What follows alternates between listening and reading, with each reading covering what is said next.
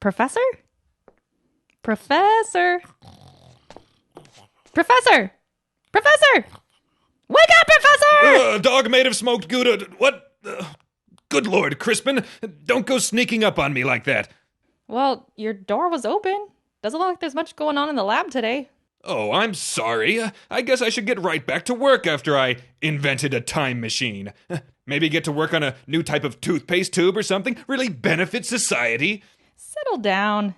What's the latest with the time machine, by the way? I haven't heard anything about it on the news. Yeah, well, I haven't felt like doing anything. I just figured that someone inventing a time machine, or perhaps even just the news of them licensing the technology for countless millions of dollars, might warrant a few headlines. I haven't really been too motivated this week. A few wall posts? No, I can't really. Maybe some retweets? No. Couple X-gens? What on earth is an X-gen? Oh, kids send X-gens now. We're over-texting. Oh, you made that up. Oh? You're tapped into the latest forms of communication that preteens are using? The porcupine professor who, despite inventing the most important device that's ever existed, is dreaming about dogs made of cheese at 12:30 in the afternoon and has what appears to be a Twinkie wrapper stuck on his quills? Give me that. Look, what the hell did you come by the lab for today, Crispin? I have a new school report. And you want my help with it? Well, yeah. How many Twinkies are left in that box?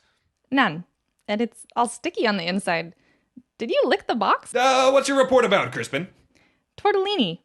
Twinkies are individually wrapped. Licking the box seems utterly pointless. Well, Crispin, I hope you like Italian mothers, because it's about to get Italian up in this mother. What? It's time-traveling time, bitches! Here we are, Crispin, in 17th century Italy. Italy, huh? I guess that makes sense, but why so long ago? Well, when you said your report was on tortellini, I naturally assumed that you were referring to the fact that the origin of tortellini is surrounded by several legends. Tortellini has an origin? I thought only superheroes had origins. Superheroes and stuffed pastas, evidently. And what better way to learn these colorful tales than to talk to the people who were there when they happened? But how are we going to understand the people we're talking to? Neither of us speak Italian. Good point, my boy. Look over there, Crispin. Isn't that Lucrezia Borgia? But she lived in the 16th century. Ow! The hell? Did you just inject me with something? Haha, translation serum, Crispin. My own invention. Now it will seem like everyone is speaking English to you, no matter what language it actually is. You know, I would have agreed to take that. You didn't have to trick me. My arm's gonna be sore. Seems like Douglas Adams had a bit more creative a solution to this problem. Oh, well, do you want to wander over to Douglas Adams' lab and go traveling through time with him? Do you want to do that? You want to go on a journey with Douglas Adams, huh? Well, that might be kind of difficult because he's dead. Jeez, okay. Well, what's the first origin story? Let's ask this lady. She looks to have toiled in front of a boiling pasta kettle for the majority of her decades on Earth. Excuse me, ma'am. Yes, how can I help you? It appears the ravages of time have depleted your once youthful looks, but with the unceasing march of age comes wisdom. A small benefit, to be sure, when you consider all you've lost, but still a benefit, so we were hoping that you could... I'm 19. Why even lead with that? Forgive me. Ma'am, We lead a harsh life in the 17th century. Yes, of course. My friend and I are in search of answers about that most delicious of pastas, the belly-button-shaped tortellini. Be it filled with meat or cheese or spinach, it certainly sprung from the reaches of... Listen, ma'am, evidently in our time, the origin of tortellini is surrounded by several legends. We were hoping you might have been here when one of them happened. Tortellini? No, there's no legend. It's just something that we make and eat. That's what we do here. So, your village wasn't visited in the night by an elf? What? And then the elf kidnapped the shoemaker's daughter? The shoemaker never married. How could he have a And he was going to hold her ransom unless his great hunger for pasta, meat, cheese, and spinach could all be met with one dish? And so the shoemaker begged the elderly village crone to combine all these into one delicious food item? That never happened. Well, then perhaps one day the shoemaker was crossing the bridge. Why always with the shoemaker? And a troll living under the bridge would only let the shoemaker pass if he promised him 3 billy goats. Look, none of this happened. I don't know who you two are, but for you to arrive in our town and presume that we're a bunch of simpletons who believe that trolls and leprechauns are responsible for the stuff we enjoy instead of hard work and innovation, then you can go straight to hell. Teenagers. So surly. Well, maybe there aren't as many legends surrounding this origin as we were led to believe. Hogwash, Crispin. We just picked the wrong time and place to investigate. Hold on tight now. TTTB. Whoa! Well, this is a bit of a change of scenery. I almost just fell into a pool. Haha, yes. Who needs the rustic charm of old world Europe when you can have palm trees, sunshine, and people whose opinions matter because you've heard of them? Welcome to Hollywood circa 1982, Crispin. There's a Tortellini origin legend that takes place in Hollywood in 1982? Of course there is. The legends of Tortellini's origin are disparate enough that it could have originated in either rural Italy in the 17th century or Los Angeles in the early 80s? Well, yes, my boy, for legends are as varied as the colors of the rainbow. This is Fast Times at Ridgemont High, scene 32, take 1, cue Phoebe, and action. Wait a second, are you trying to tell me? Shut it, Crispin. Cut! Back to your marks. We need quiet on the set, people. So, there's a legend concerning the origin of Tortellini that involves the Phoebe Cates topless scene in Fast Times at Ridgemont High? Well, yes, of course there is. You don't just want to witness the Phoebe Cates topless scene in person? Of course not. Oh, dear God, there she is. Don't look at her. You don't think it's kind of creepy, a grown porcupine taking a 12-year-old boy to watch one of the most famous nude scenes of all time being filmed? Of course not. After all, I'm a minor too. What? I'm 8 years old. That's past middle age, of course, in porcupine years, but still, I'm younger than you. And in your mind, that makes this less weird. Well, it's a different kind of weird. Let's not forget the additional fact that you drugged me before taking me here. Look, do you want to pick the next destination? Ooh, I'd love that. It's time traveling time, bitches! This looks like a nice place you've picked. Where are we? Professor? Yes, that's me.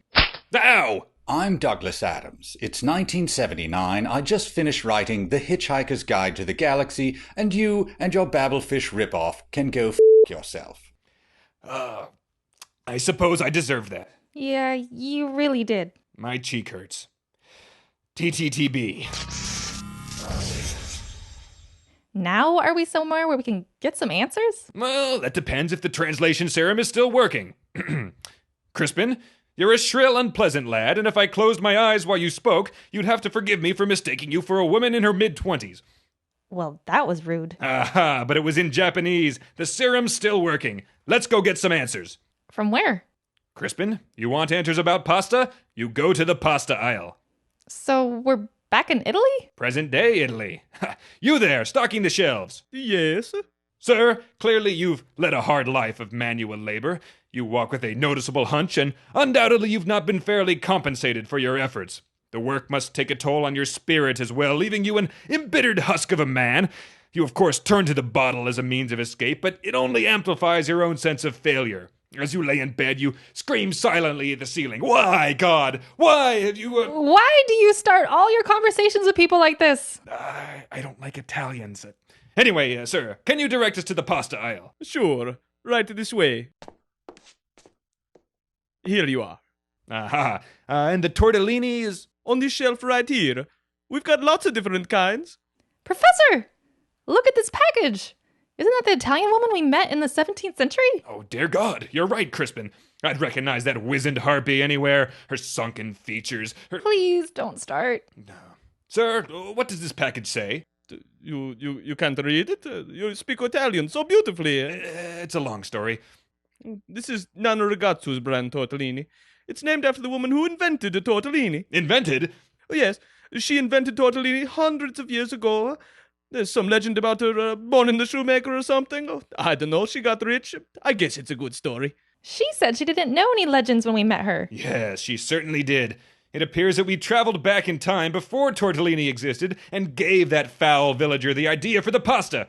Sir, are there any other legends about the origin of tortellini that don't involve Nana Ragazzu and the shoemaker? Oh, sure. There are several legends. Take a look at this bag. Wait a second. That kind of looks like you, Professor. Yeah, some people think that a spiky rat showed up at Nana Ragazzu's door one night and gave her the recipe. What? Yeah, it was like a rat, but it smelled worse and had these pointy spikes. She caught it trying to lick the inside of a box of cannoli or something. Anyway, a lot of people like that legend, so you get these different brands. You got Spiky Rat, the brand of Tortellini, a Pointy Rat brand of Tortellini, a Smelly Spiky Pointy Rat, the brand of Tortellini. Oh, that one's our top seller, actually. Guess you should have been nicer to her, Professor. Damn it.